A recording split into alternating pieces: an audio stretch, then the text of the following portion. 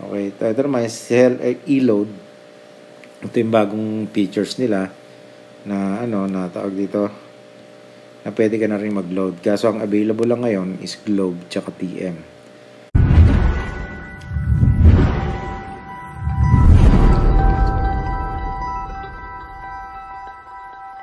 Okay mga kaborgi, akin lang pong papakita sa inyo yung mga dapat natin gawin sa ating pangalan to, sa Peddler POS.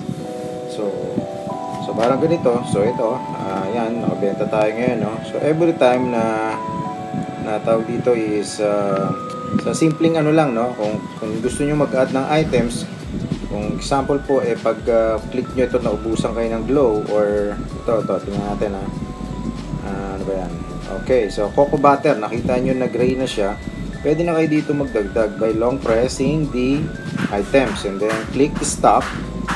And then pagka-click nyo ng stop, dagdagan nyo lang po yung item. So type nyo lang to quantity and then save. So mag-add na yan. Mapapansin nyo rito sa coconut butter na siya nagkaroon ng kulay po yung tawag dito, yung item. So hanggang 2 lang yan, di ba? Yan, nakita nyo na ako, di ba? So cancel lang natin yan. So ganyan po. Ito, i-void ko na lang ito mamaya, or pwede naman i-cancel ng diretso. Yan, ganyan. So yun po yung pagdadagdag. Pag minsan ang bigla ang hindi nyo napansin na ubos na pala yung items nyo. Okay, or pwede rin kayo dito sa inventory. So dito rin kayo mag-check. Pag tingin nyo rito is yan, tulad yan, deep low, wala na. So hindi naman tayo nagbibenta nyo na. Okay, so yun lang, sample. So kung dito naman, yan, tulad nito, sa mid flavor, naubusan na kayo, all you have to do is to click plus and then lagay nyo lang po yung quantity na binili nyo. Okay, so example din sa Sunmig, kunyari nagpalit ang presyo, yan 42, pwede nyo rin pong baguhin na rito. Kunyari sa new price, ilagay nyo lang po yung kung magkano nyo sa ibebenta. Kasi katulad dito, 42 yung puhunan, so siyempre 48 nyo para may tubo kayo kahit pa paano. So yun lang, paano siya gawin. And then masusunod dito naman sa items, pwede dito sa may products. Kung meron kasi kayong i-add sa products, yung parang example dito sa example lang, ano ba maganda. Okay, kunyari sa pillows, diba, kita nyo yung variant, may mga nilagay kayo sa variant, ube, big, yellow, tapos kung meron kayong i-add na parang may bagong flavor, i-click nyo lang po yung plus, tapos lagay nyo lang po rito kung anong flavor nun, and then yung benta nyo at saka yung punan. Ayan, ganun lang po. Ano pa guys, balik lang tayo. So yun lang mga dapat nyong tandaan, no? And then balik tayo sa home. Okay, tapos dito tawag dito sa may report naman, pag click nyo na report, buti ngayon na bago na dahil pag click nyo po lumalabas na agad, dati napakatagal nito. So yan, makikita nyo yung sale nyo, i-click nyo lang yung summary. Ayan, itong pag-click nyo lang po ng total, lalabas po yung summary kung ano po yung mga sales na yun, credit sales, mga ganyan, cross sale, service fee, yan dyan po lahat. Okay, pwede nyo rin siyang i-export. Pag export nyo, pwede kayo lagay yung email, lalabas po yung pinaka-report nyo dun sa Excel. O open nyo siya ng Excel sa email nyo, no? Ganun lang. Tapos kung gusto nyo rin tumingin ng sales nyo, ibabak nyo, kanya pupunta kayo sa today, punta lang kayo sa taas dito banda, tapos check nyo lang, kunyari last month sale nyo, click nyo lang yung last month sale, lalabas yung total. So yan yung last month ko na sinil, no? So sa 61,000 kong binenta, ng cost ng product is 45,000, tubo is 16K. So not bad, di ba? So kung talagang nyo po, talagang i-seryosohin nyo to at susundin nyo yung report kung paano mag-manage ng pera, mas makikita nyo. So kasi 1 year na rin ako, pakita natin yung pinaka date range, no? Tingnan natin, sample naman to. Kunyari is June, no? Nag-start kami noong June 21. Tingnan natin June, magbalikan natin June 1. Okay natin. Tapos ngayon yung June 1 din, no? To June 30 na lang natin. Okay. So makikita mo ngayon diyan, yan yung kinita natin sa sa loob ng isang taon. So 500,000. Tapos ang cost ng products 200,000, tapos ang margin 360. So parang mas malaki po yung parang may mali lang dito, no? Siguro nakasama rito yung hindi ko lang alam kung bakit ganyan. So siguro may mali dun sa mga past invoice ko. Usually dapat mas malaki yung cost ng product sa margin. Okay? So yun, back tayo. So ang kailangan ko pang pakita sa inyo, ito pong credit ledger, cost ledger. Yan. Dito gamitin nyo rin ito yung cash ledger. Kung gusto nyo magdagdag ng ano dyan, kunyari, yung pera nyo, galing sa kamay nyo, or cash on hands, pwede kayo kasi maglagay ng add cash wallet dito. So, add cash wallet lang kayo, lagay nyo kung saan galing yung wallet nyo. Yan, ito dyan, Gcash, Lightgen, cash in hand, mga gano'n. Pwede nyo gawin yan. Okay, so yan, papakita ko lang sa inyo mga features. Sa credit ledger naman, ito po yung mga listahan ng utang, no? May utang sa inyo. So, kung gusto nyo siyang, tulad yan, daming may utang sa akin, no? Hindi pa sila nagbabayad. Pero yung iba naman dito kasi hindi na nasisingil. So, ito yung mga dapat nyo singilin. So, ito, minsan kasi nangyayari is nakakalimutan natin pag may nagbayad, nakalimutan natin gamitin to. So, yan, kaya ganyan nangyari. Okay, so pagpasensya nyo yan, okay? Ngayon, kung ano kasi, kung may utang sa inyo, sa umpisa pa lang kasi ng pag-items, parang ganito, ng example, merong umutang sa inyo na San Miguel. Okay? Lagyan natin ng 1, no? Confirm. Okay? Tapos, review. Kung utang to, pwede nyo ilagay na yung name. Kunyari, example is Cardo. Okay? So, Cardo, done. Lagay nyo lang yung number nya. 0915-295-7436. Okay? Tapos, lagay nyo na address. Okay? Block, kunyari, block 27, flat 34. Mga ganon. Then, phase 5. Yan.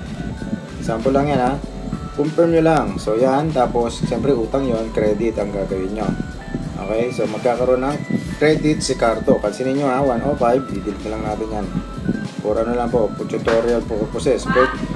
Pwede nyo din po itong ilagay sa sa kung anong date. Kung mabaya ka lang, bayaran niya bukas o sa susunod na araw, lagay nyo lang para magre-remind siya. Okay? So mag-start lang kayo ng araw na ngayong araw na to. Okay? Save nyo lang. Okay? Pansinin nyo ngayon, punta tayo sa credit ledger. Nakikita nyo po yung name ni Cardo. Ayan, unpaid. Punta tayo sa baba, hanapin natin yung name ni Cardo. Or pwede nyo rin po siyang i-search dito. Ayan, Cardo. Okay, so lalabas na si Cardo. Yun, nakita nyo, di ba? Ito yung inano natin. So ngayon, si Cardo, kung magbabayad, i-click nyo lang po yan. Tapos, di ba? Pagka-click niya, ito lang. Okay, kung si Cardo is magbabayad, ang gagawin nyo is, i-click nyo lang po yung in. Okay, tapos type nyo po yung amount, kung magkano. O pwede nyo yung select to. Yan, para makita nyo kung magkano yung niya. And then, isi-save nyo, i-dadan nyo na. So, ibig sabihin, nagbayad na si Cardo ng utang. Mawawala na siya. So, example lang ulit ito. Isi-save natin. Pagka-click ng ganyan, mapapansin nyo, mawawala na. Nasendan pa si Cardo ng, na nakabayad na siya. Yun ang kagandahan. So, mapapansin nyo rito, pag sinearch nyo yung name niya, Cardo. Oops, nawala na, di ba? Nasa paid na siya. Search natin sa Cardo, kung nandiyan sa paid. Ayun. Nakita nyo? Paid na siya. Ibig sabihin, wala na siyang utang kasi nakabayad na. Okay, so yun lang, ganun lang. Pasensya na kung mabilis. So ito, pwede nating i-delete to kasi ayan, ito nga pala meron dito pencil sa taas. Click nyo lang yan. So, pwede nyo siyang i-delete na. So sample lang naman kasi yun. So pwede na natin i-delete. Okay?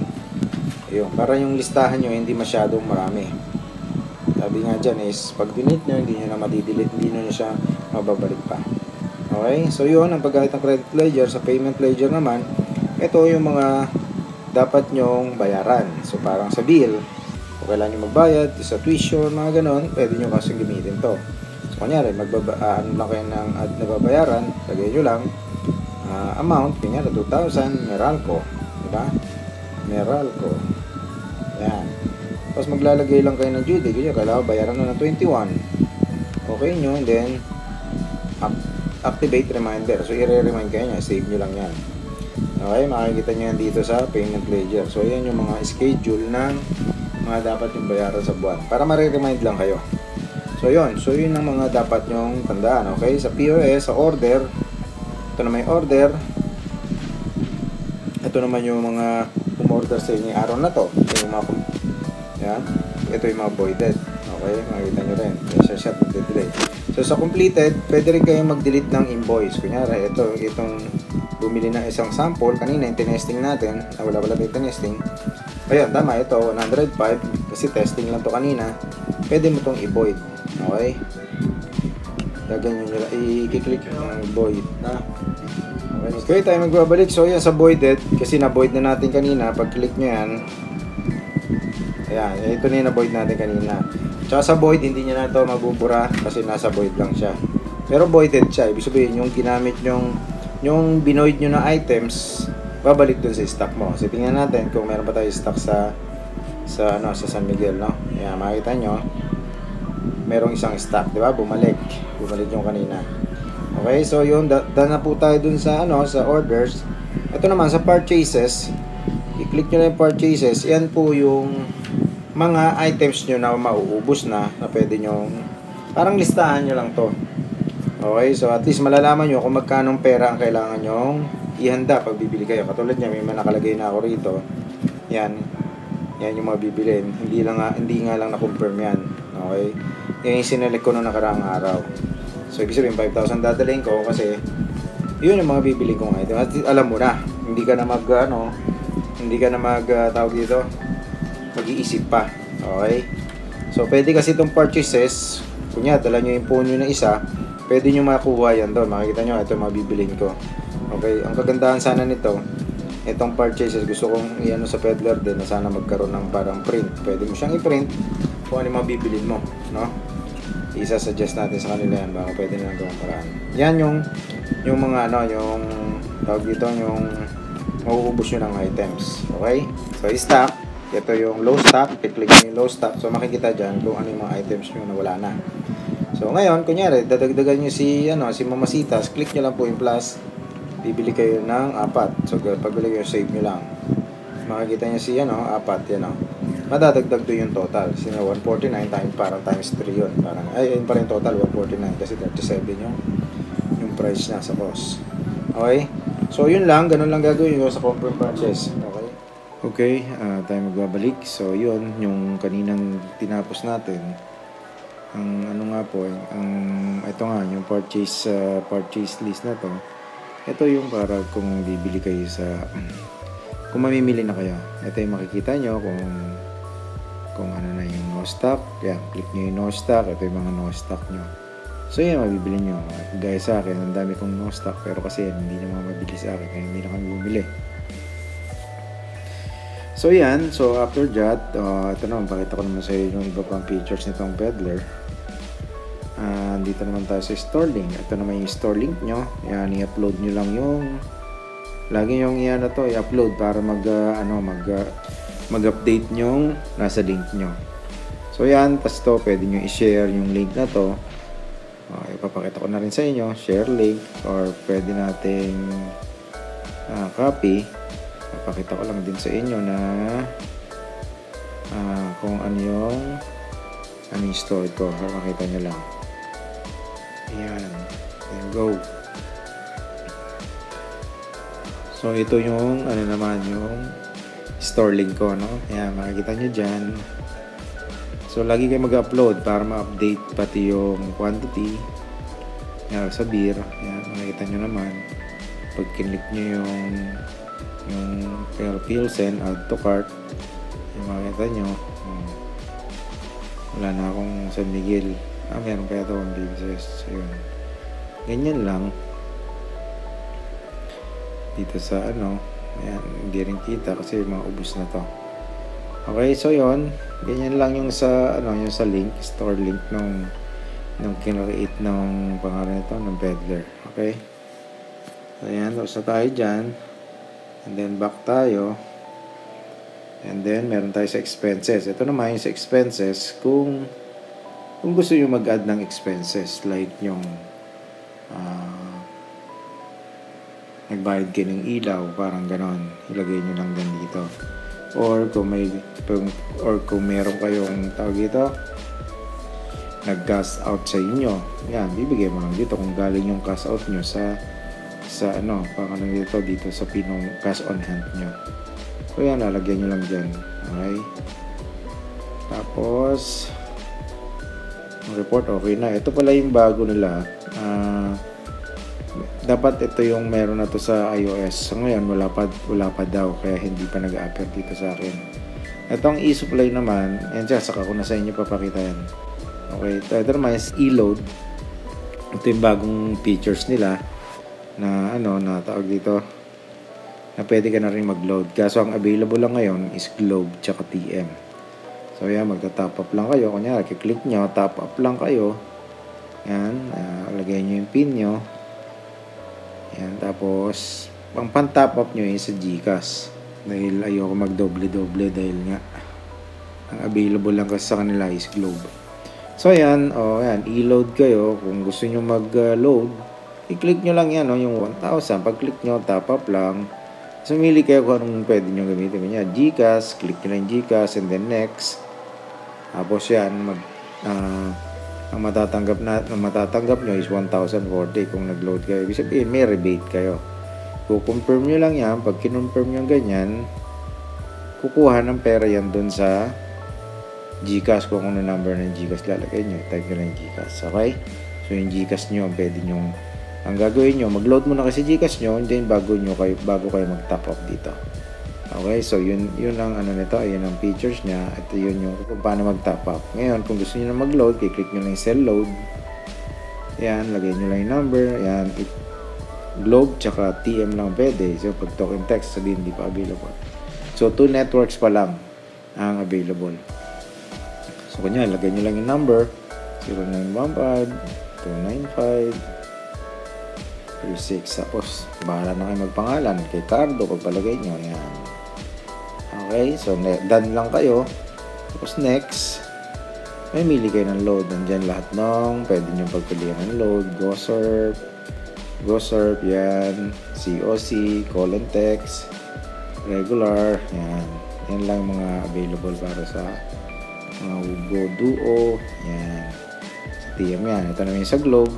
Yan, makita nyo rin dyan, no? GoOnly, GoSurf, yan. 50. Itong yung Go 90, yan. Okay, so pag yan, may pipili lang kayo. Kunyari, Go 90, isasend nyo. Go confirm nyo lang. Okay, tapos siyempre yan, lalagay nyo na rito yung service charge nyo. Usually sa 90, ako charge ko nasa 10 or 5. Okay, confirm lang. Okay, pag na-confirm nyo na yan, nagbayad, yun lalabas uli. Ayoko nang kasi baka mag-add no? So, ganun lang kadali. Ayan, makikita nyo yung pinaka yan, i-confirm nyo lang yan. Makikita nyo rin yung tubo nyo. Okay? So, ayan lang, balik lang tayo. Yun yung sa load na features ng Peddler. Okay? So, yan. Tapos, itong play win, every time na dapat ay magla-logout na kayo or magla-logout, isa pa palang tips na dapat huwag kayo magla-logout. Okay? Para hindi na. Lalogout lang kayo pag talagang closing na. Or pwede rin once in a while lang. Okay, so every time na magko-close na, pwede nyong i-play yung itong spin the wheel. Kasi ito may chance kayo manalo ng printer. Okay? So katulad yan na i-spin ko na, kaya meron pa ako isang araw, 1 and 21 hours. Okay? And then bukod dyan, dapat punta rin kayo dito sa account. Lagi nyong iba-backup report nyo. Okay? Ito, mahalaga to. Laging mag-backup para yung mga files nyo or yung tawag dito, yung mga transaction nyo na nababackup dun sa server natin. Okay? So, anytime mag-crash yung yung iPad or phone nyo, pwede nyo makuha sa another phone. Yan. Send data to server lang. Okay? Yan lang, sisend nyo lang. Ayan, na-send ko na sa akin kaya hindi ko nagagawin. Okay? Tapos, ito, kung gusto nyo naman kumuha ng file from yan, may bago kong unit, i-click nyo naman yung get data from server. Kukunin nyo lahat ng files na na-i-upload nyo. Okay? So, yan. Tapos, tuwing may bago tayong update, i-click nyo lang yung update version. Lalabas dyan, update. Kung walang update at nag-open, so, ibig sabihin wala pang available na. Kagaya nito, wala pang update sa iOS. Android pa lang merong update na bago ngayon. Maganda kasi yung bagong update ngayon dahil pwede ka ng pag-add items na may mga kategory na hindi ka na masyadong papahirapan. Okay? So, yun. Tapos, sa Black Coins, dagdag ko na rin to. Ito yung lagi nating iniipon araw-araw. So, every time na nag-send data or backup ka, nadadagdagan yan. Yan, diba? Transaction log, yan, Fortune Wheels 25. Ito yung mga transaction log na ginawa nyo. Data backup. Every time na nagbabackup ko, 15 pesos po lag yan. Data back, araw-araw yan, no? So, araw-araw na dadagdagan. Okay? So, unlimited print, not subscribe. So, yan, meron akong unlimited print. Hindi ko pa nasa-subscribe to. Kasi wala pa akong printer. Ayan. Okay? So, yan, may enable, ano na rin, tawag dito. Available na rin yung, yung 6-digit PIN. Or pwede rin yung fingerprint. Okay? So, ito, tulad nito, gawin ko ulit niya sa akin. Yan. Papasok ako doon sa loob, di ba?